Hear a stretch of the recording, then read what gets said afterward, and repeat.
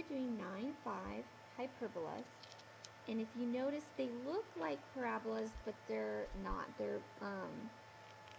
There's two of them on opposite sides, and they're shaped a little differently. If you look in your book, there's better drawings. They also have these things called asymptotes, and they help to show where the parameters of the hyperbola fall. So if I draw these a little bit better, you can see that they go right up against those asymptotes to stay within that area. You still have an A and a B. Your A, we can put here, is always going to be on your X. You also have a B, and the reason you have a B is so that you can draw your asymptotes through a box like this so that you can get the right parameters for your hyperbola, and I can show you that in a second. So this is B, and B is always on the Y. You also have focus points. Your focus points are always out here. They're inside your hyperbolas, and that distance would be C.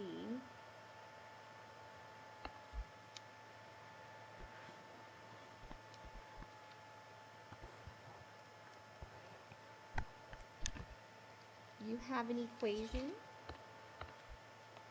Your equation is x squared minus y squared equals 1. And you will have a squared and b squared.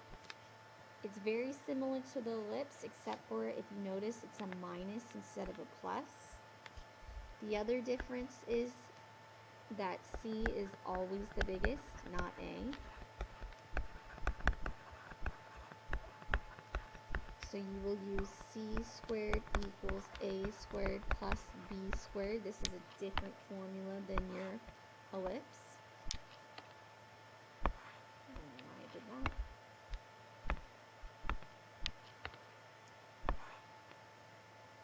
You will have a focus point, which we showed right here. Your focus point is C0 and negative C0. These hyperbolas are going left to right because x is first. So I'll write goes left to right, or left and right, because x is in front. And you can also think of it as x is positive, because if you notice, y is negative. Let's draw one that is up or down, hyperbola. When you draw these, you usually draw the box first.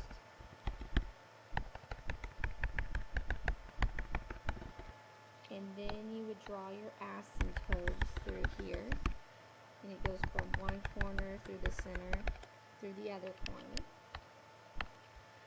Your starting point for your hyperbola is always on the box, and it goes and stays within the parameters of the hyperbola, or of the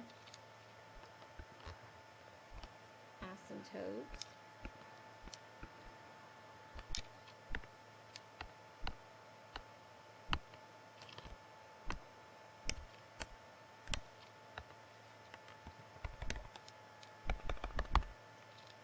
You know that you have focus points that are inside your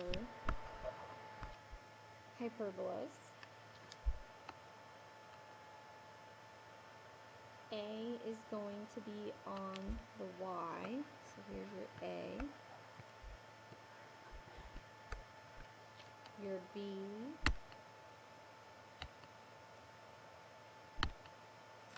I don't know why it's not letting me change colors. I'm frozen. We'll just keep the same. B is on the X.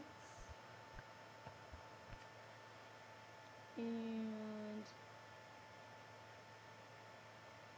we will have the equation y squared minus x squared equals 1 over a squared over b squared. Really want to change colors, but okay. So if you notice here, a and b are still in the same spot compared to the one above, except for y squared is in the front.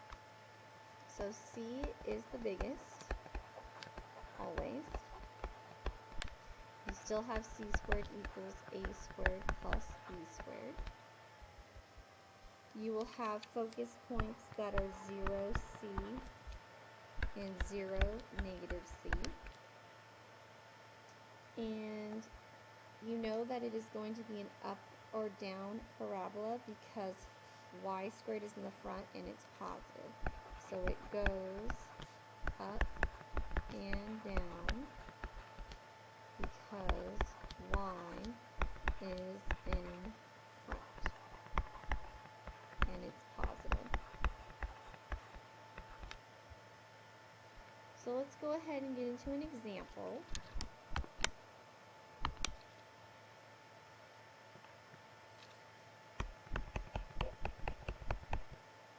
If I gave you x squared over 9 minus y squared over 16 equals 1, I would know because x is in the front and it's positive that this is a left to right parabola.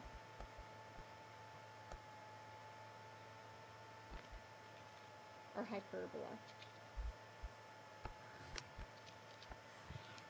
So since a is underneath x,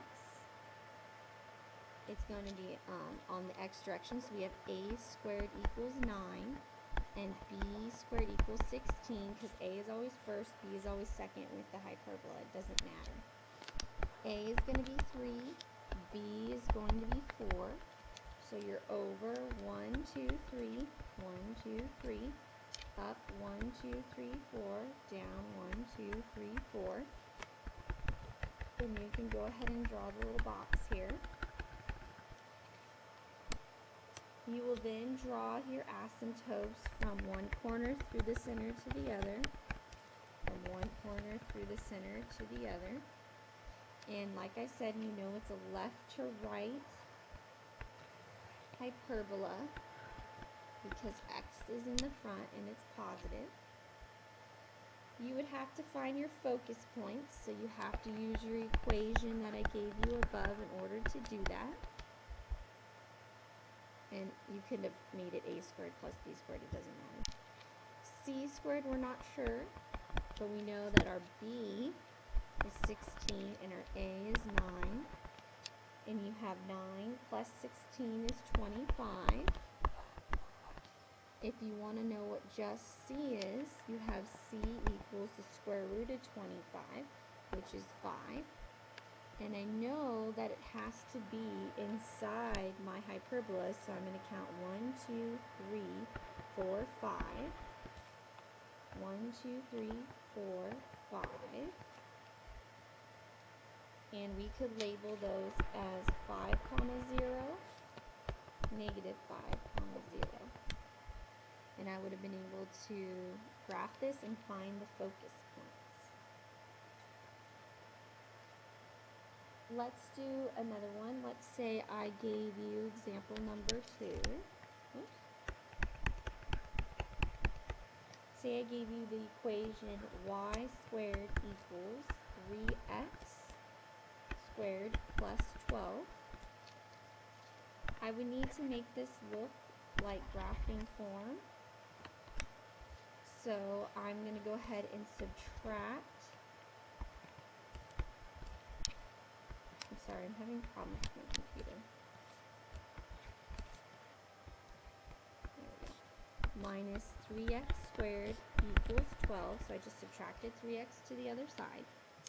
Then I'm going to divide by 12 to everything so I can make it equal to 1.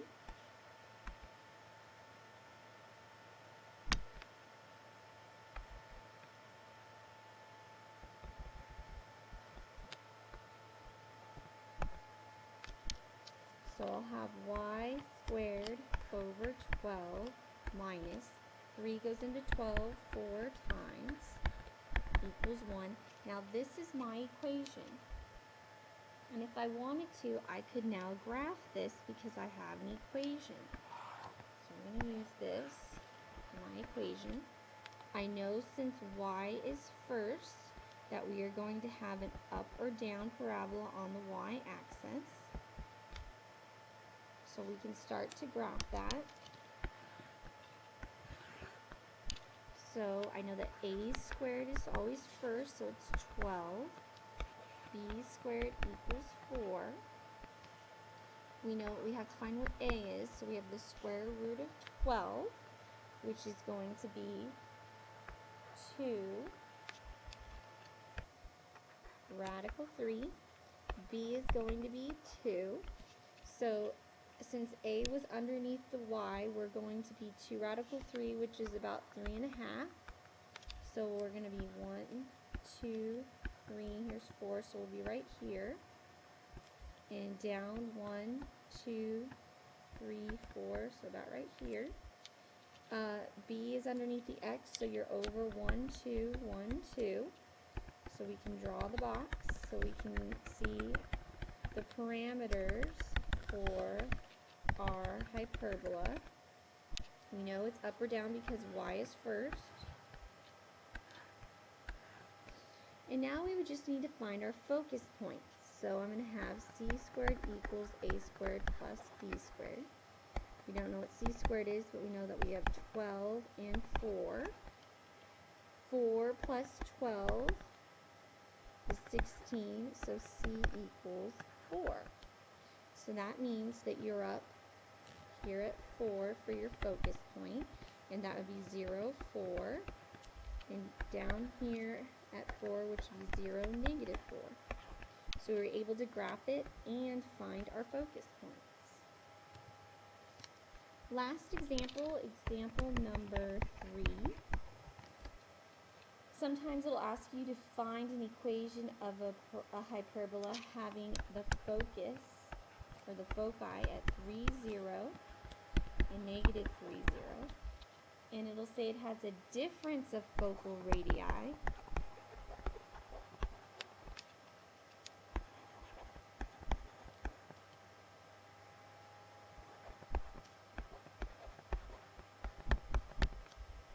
equal to 4.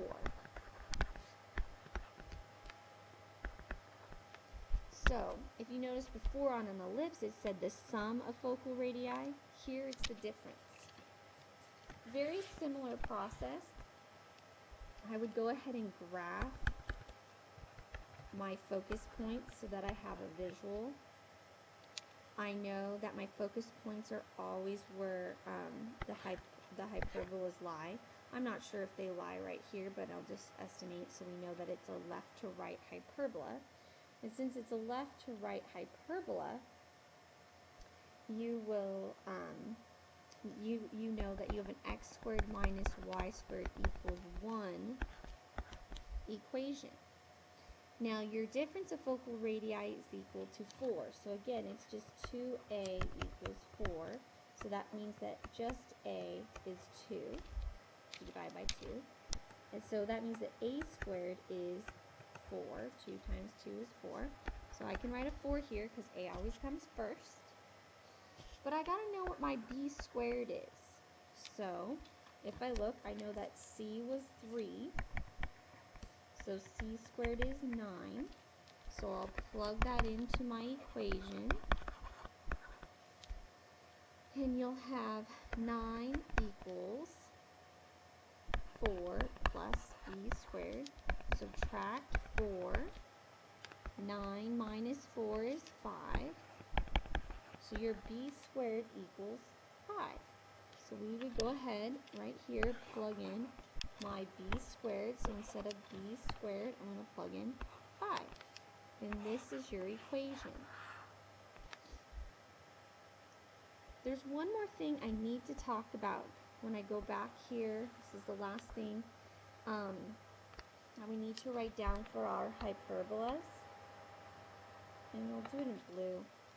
You have these asymptotes, and so maybe I should do it in purple. These asymptotes right here. You need to understand for your asymptotes that you have the equation y equals b over ax and y equals negative b over ax for a parabola that is left, or hyperbola that is left to right here. So if you ever need to find the equation for your asymptotes, all you have to plug in is b and a. Here for this one, for your asymptotes, you will have y equals a over bx and y equals negative a over bx. And again, you would just need to plug in what x and y was. So for like this example, if we needed to find what our asymptotes were, since we have what a is here and what b is here, we know since it's a left to right hyperbola that we have b over a, so we would just have 4 over 3x, and that would be just plus or minus if you want to write it together. And that would give you these two asymptote lines right here. If it reduces, you do need to reduce.